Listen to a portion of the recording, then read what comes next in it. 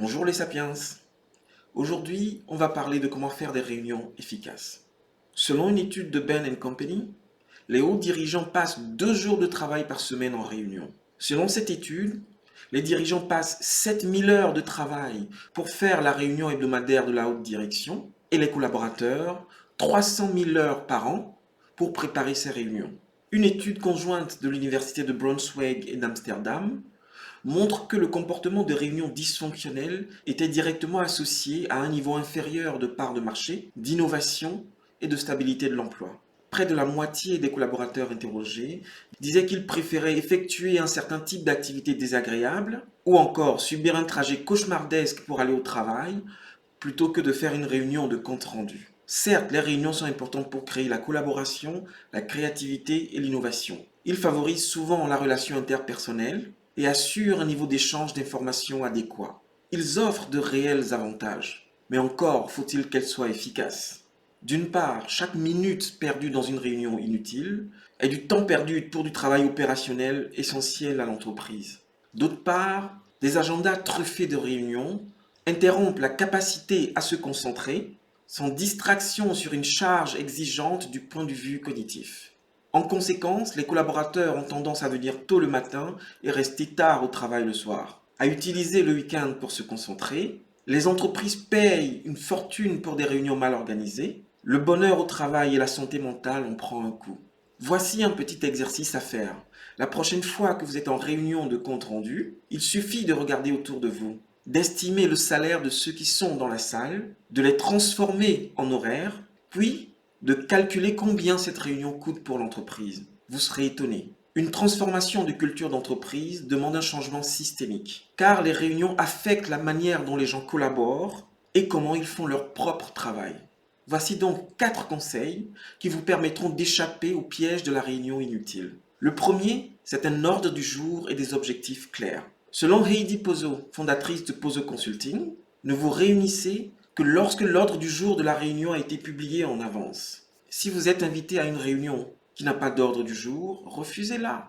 Même si ça peut être difficile si l'organisateur est votre boss. Les objectifs doivent être clairs et le matériel de prise de décision doit être distribué en avance. Les participants doivent savoir quelles décisions ils prendront lors de cette réunion et doivent être prêts à discuter de tout problème ou à poser des questions. Lors de cette réunion, vous n'avez pas besoin de creuser les éléments qui sont sur la bonne voie, juste les éléments qui nécessitent un approfondissement. Si vous vous concentrez sur des sujets épineux, vous éliminerez rapidement les discussions sans valeur ajoutée. En deuxième position, vous avez la participation libre. Rendre la participation libre oblige le groupe à réévaluer la pertinence de chaque invité. Toutes les personnes qui seront présentes doivent permettre à la réunion d'atteindre ses objectifs. Il est important que les personnes invitées à cette réunion y trouvent un intérêt réel. Si ce n'est pas le cas, vous risquez de vous retrouver avec une bonne partie des participants qui se demanderont pendant toute la réunion ce qu'ils font là. Pour être efficace, une réunion de travail ne devrait pas avoir plus de 8 participants. Au-delà, tout le monde n'aura pas l'occasion de s'exprimer correctement et la réunion risque d'être moins productive. En troisième position, vous avez la délégation des rôles. De nombreux dirigeants rapportent leur besoin d'être la personne la plus intelligente dans la salle de réunion. Cette approche de conduite de réunion peut laisser les meilleures idées cachées sous la surface, enfermées dans l'esprit de votre équipe, qui est trop intimidée ou effrayée pour s'exprimer. Une réunion bien planifiée, avec un agenda qui vise à favoriser le débat et à la recherche de solutions, n'a pas besoin d'un dirigeant mais d'un facilitateur. Le facilitateur régule l'énergie de l'équipe dans la réunion. Il veille à ce que tous les participants s'expriment, en encourageant les plus timides et en tempérant les plus bavards. Il est attentif au recentrage des discussions sur les sujets de l'ordre du jour, aux interactions entre les participants et au respect du temps de parole. Maintenant parlons du timekeeper, en français le gardien du temps. Le timekeeper aide l'équipe à garder la cadence et à respecter le rythme des séquences définies dans l'ordre du jour de la réunion. Cette personne annonce régulièrement le temps écoulé et le temps qui reste. Nous avons un rôle de pouce-décision. Cette personne provoque et enregistre les décisions prises par l'équipe.